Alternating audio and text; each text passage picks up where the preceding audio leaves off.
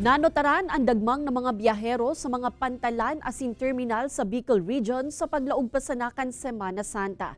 Kadaklan man sa mga bus company, fully booked na hasta sa masunod na semana. Bilog na detalye sa report na ini. Domingo de Ramos pasana, inina ang sitwasyon kan mga pasahero na mga biyahe hali sa Pasakaw Port pasiring sa Burias, Masbate.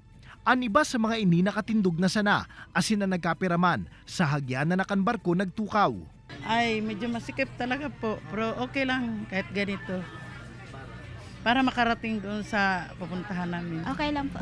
Kasi panood na po bayan ng Tugawan. So, para makauli lang po. Istrikto man ang seguridad na pigpapautob kan Philippine Coast Guard, kabali na ang pag-check sa mga bagahe kan biyahero.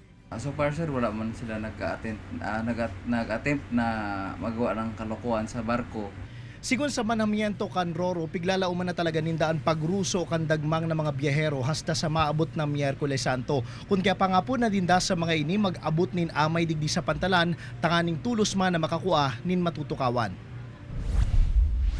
Pigaan daman naman kan Philippine Ports Authority asin gobyerno probinsyal kan Sorsogon ang pagruso kan dagmang ng mga biyahero sa Matnog Port. Kasabay kay niyan pagbisita ni Governor Edwin Hamor sa nasambitan ng pantalan, tanganing maasigurar ang marhay na serbisyo sa mga biyahero kan manamiento kan pantalan. Haros nagdoble naman ang numero kan mga nag-arabot na pasahero sa Bicol Central Station paglaog pasanakan bulan nin Abril. Kung dati, nasa 5,000 na pasahero sa naan nag-aabot sa terminal kada aldaw. Ngunyan, nasa 18,000 na pasahero na ang nairehistro kan terminal. Ngunyan na aldaw hasta sa Miyerkules Santo, piglalauman ang pag-abot kan dagmang mga biyahero digdi sa Bicol Central Station. Kung gurano kada kula ang nag-abot ngunyan na semana, iyuman ang aandaman kan manhamiento na numero kan mga biyahero na mahali digdi sa terminal, makalihis ang Semana Santa. Fully booked naman hasta Abril 12 ang haros gabos na mga bus company kung kaya ang iba naglalaom na sanang makabiyahe como chance passenger. Ay, maluwag yung pakiramdam mo na makakauwi ka kasi sigurado eh. Saka may ticket ka eh. Hindi katulad ng chance passenger, maghihintay ka nung... Sa presente, igwa namang mga kumpanya nin bus na natawan in special permit kan LTFRB para magdugang nin mabiyahing unit durante kan Semana Santa.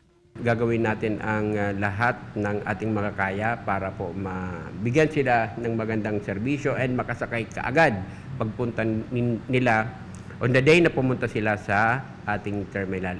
Kaibanan si Jovel Obiso, Jesse Cruzat. Kaibanan si Gerald Gandia, Jessica Kalinog, Balitang Bicolandia.